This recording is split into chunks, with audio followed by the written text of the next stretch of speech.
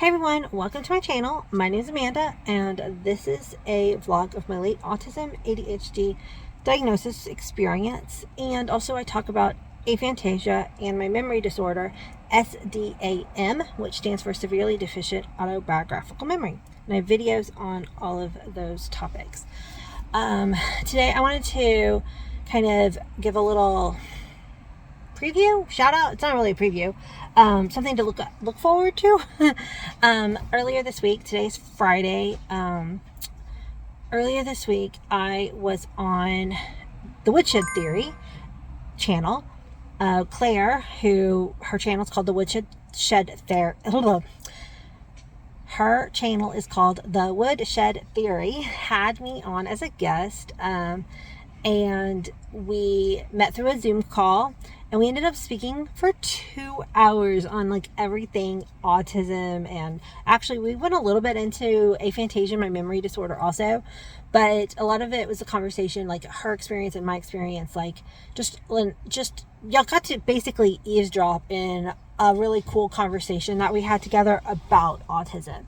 So she's working on editing that. Like I said, we talked for 2 hours. We meant to only go for like an hour. We just like vibed so well that we ended up talking for 2 hours. And so I don't know if she's going to edit it down to be shorter, or if she's going to go ahead and just put up all 2 hours. That's totally up to her, whatever she wants to do. But if you're not following Claire on the Woodshed Theory, make sure you go check out her channel. And if she seems like a cool fit for you, hit that follow button. And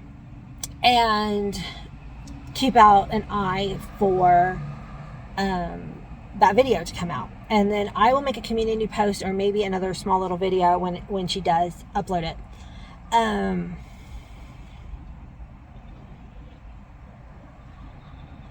One of the reasons why I ended up doing a podcast with Claire is because I did go and check out her channel, and we have a lot of similar content, like a lot of similar interests. Like not all of her content is about autism specifically. She does a lot of knitting and things like that, and I don't knit, but I like to crochet, and like we just have like a similar, like I said, we were able to talk for like 2 hours, so we have a lot of things in common. And so I felt really comfortable about being able to have a conversation with her. Up until this point, I haven't really done any guest appearances, and I haven't had anybody else on my channel, mostly because the way that my autism presents, I have PDA, pathological demand avoidance profile of autism. And when she invited me, I wanted to, this was a long process. Like she invited me months ago, and I originally told her, yeah, that sounds really interesting. But I had a lot going on at the time, and I just I cannot put any like mental energy to it. And she's like, no worry, we'll come back to it. Like I'll ask you again in like a few months. And I was like, okay, that'd be awesome. And she did. And so I said, yes, let's figure this out. Let's put a date on the calendar. And my pathological demand avoidance profile of autism like kicked in so hard.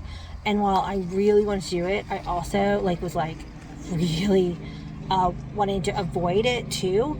Partly because I get really nervous about tech issues, and this wasn't going to be live, so that helped, because I was like, okay, if we have tech issues, we can always edit it out. But second, I am I am a slow processor. It doesn't seem like it's in a lot of ways, because most of my videos are a stream of consciousness, like I'm just talking off the cuff. But most of the time when someone asks me a question, I can often answer it, but if I had more time to think on it, I'd probably have a better answer.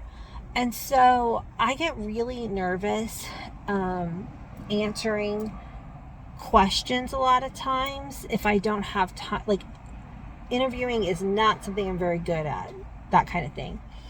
And it's a funny story. When I was in elementary school, a reporter asked me some questions on the playground. Like they should not have I was on the playground after school waiting for my mom to pick me up. There was no adult around. This reporter should not have approached me and started asking me questions without an adult. But, hey, it was still in late 80s at that time. Anyway, and so this reporter asked me some questions about toys that I wanted for Christmas. And she misquoted me.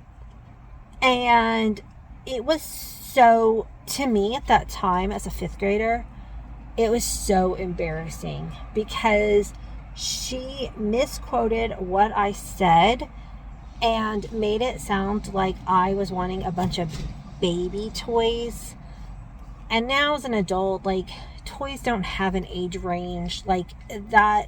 I don't feel, obviously there are some toys that are designed for different age groups and things like that. But to a 5th grader who basically, I think this reporter, and again, I have a memory disorder, so I don't really remember exactly what happened, but I think she basically said I wanted to play with little dolls like a toddler. Anyway, that has given me so much trauma over the years. I live in a fear of being misquoted, which actually just reminded me, I completely forgot. This last week, another reporter, that was from, my childhood, but literally this last week, another reporter from a local magazine asked me if she could send me some questions to answer. And she emailed me earlier this week, and I completely forgot about it until today. So, I do want to go ahead and answer her questions. That format is really accessible for me. The fact that she's emailed me these questions, and then I can take my time and craft my answer, and feel like I hopefully won't get misquoted. And she said that I get to approve anything that she writes. I hope it's not too late. She said, as soon as possible, get to me. I forgot about it. Anyway, so it's not a big deal if she doesn't use me as a quote, because honestly, again, my PDA probably is what made me forget about this, because I get so demand avoidance when people ask me to do things like this. But I'm really glad that I worked through my PDA. And Claire also was so accommodating too, because she's also autistic, so she totally gets it, right? And we worked together and we were able to do this discussion, and I think that went really well, and I think that we shared a lot of information with each other that we both learned from, and I think that people watching it will also learn from. So that was really exciting. Sorry, I put a mint in my mouth. I'll talk about that in a second, but I'm on a new medicine that makes me have dry mouth.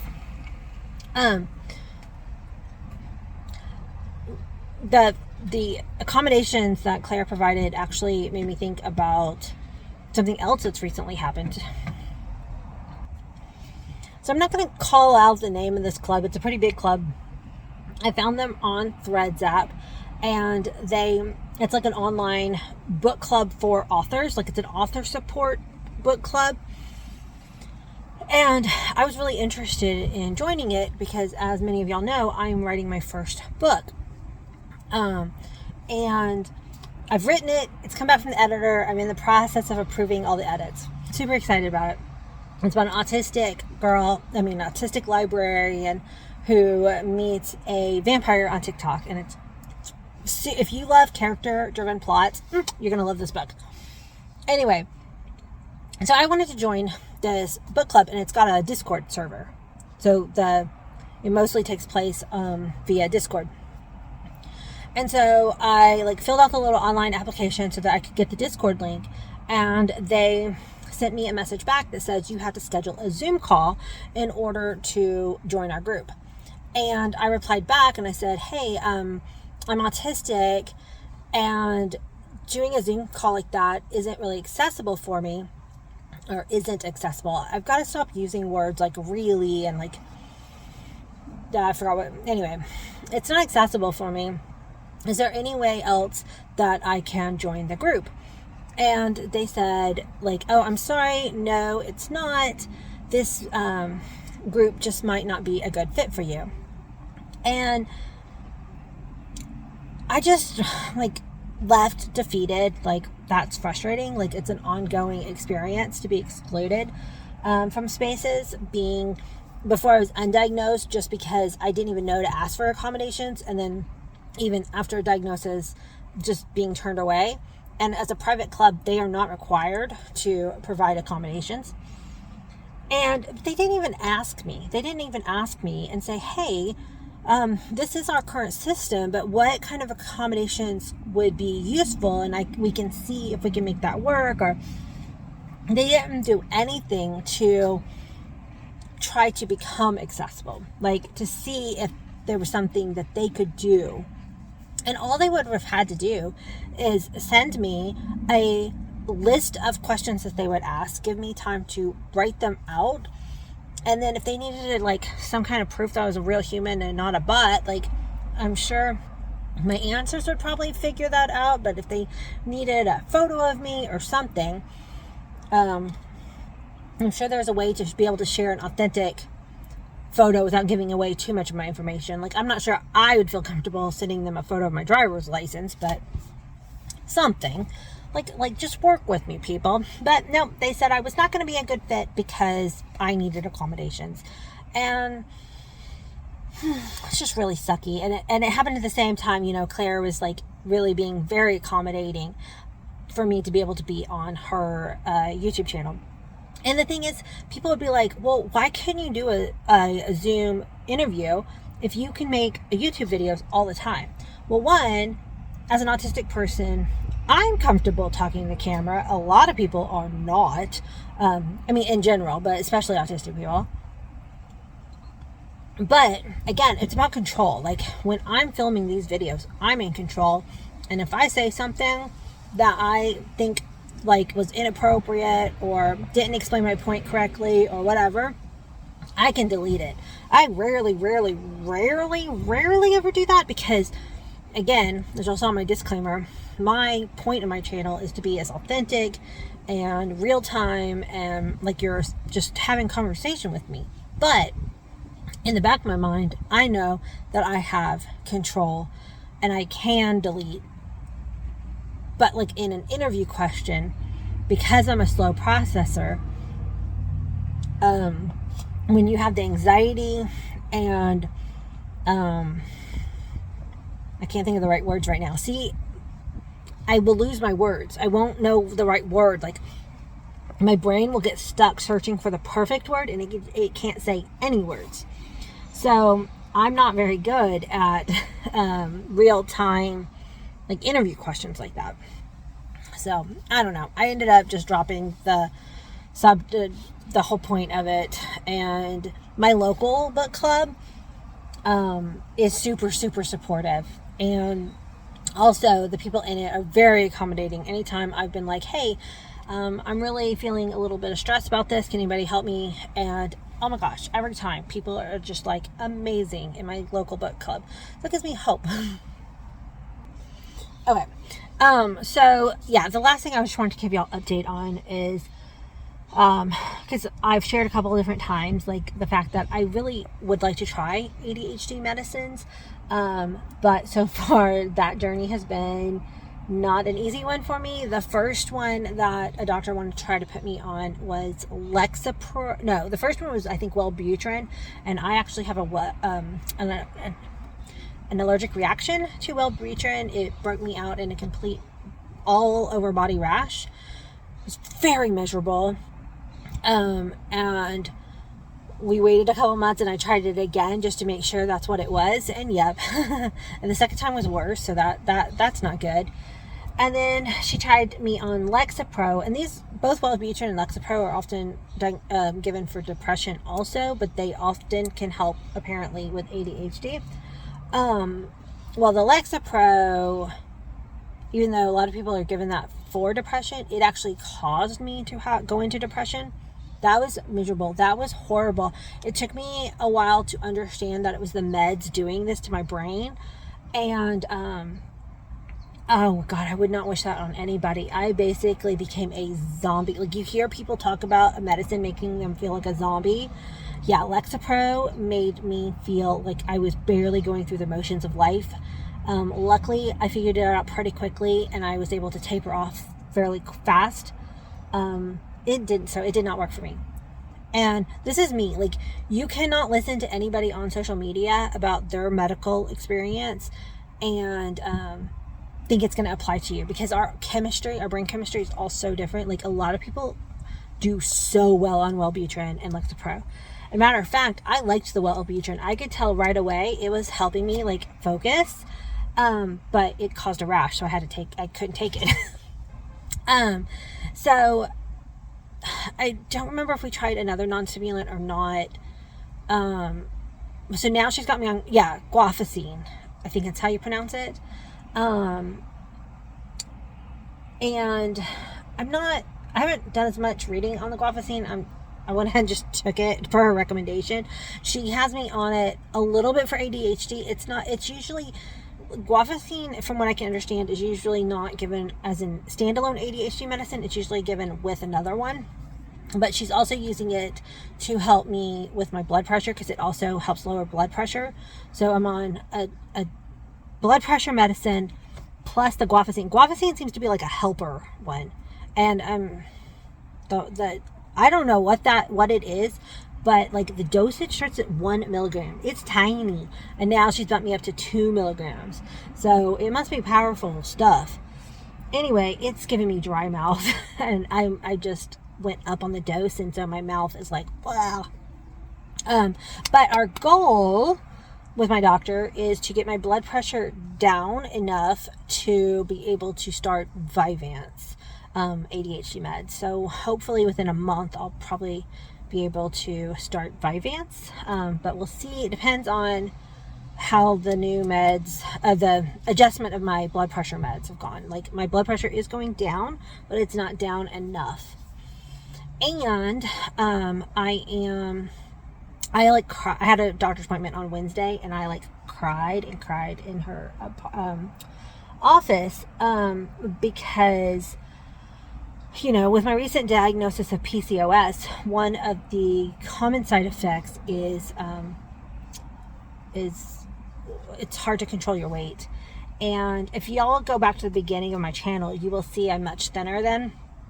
At that time, I was on an ADHD hyperfixation of working out. It wasn't healthy. I didn't know that at the time, but I was spending about 45 minutes to an hour of cardio about 6 times a week. I was walking 10 to 20,000 steps a day, included in my cardio.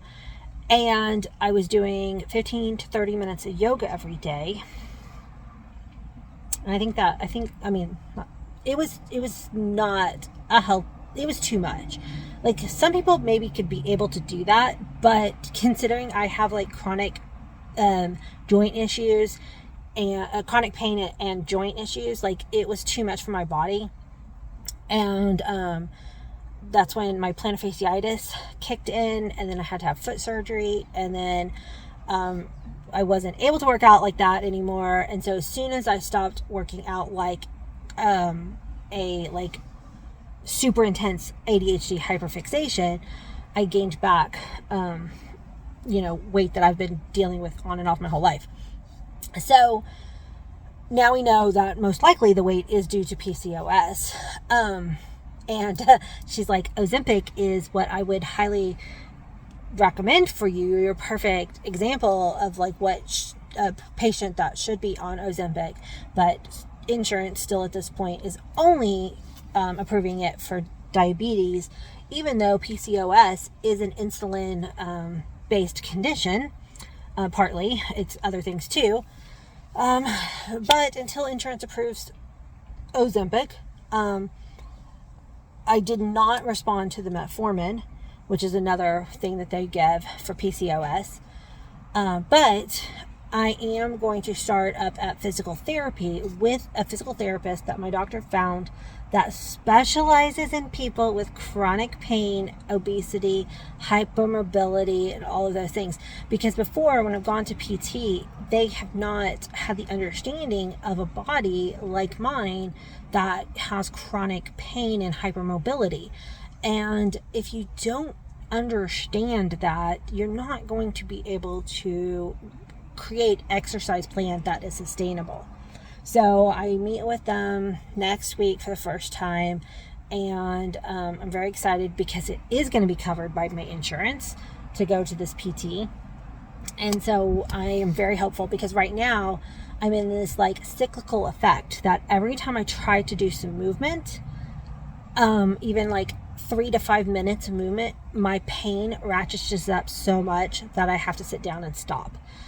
And if you're not moving, that's not super good to keep your joints lubricated and healthy. And so then it causes more pain, but the pain, it's cyclical. And I'm very much a proponent of healthy at every size, but I need to lose weight because of my chronic pain in my joints. The weight is just making the pain worse. Anyway, that is that on this fun journey of a video. I hope y'all enjoyed, and I will talk to y'all on a new one soon. And look for me on Claire's channel, The Woodshed Theory.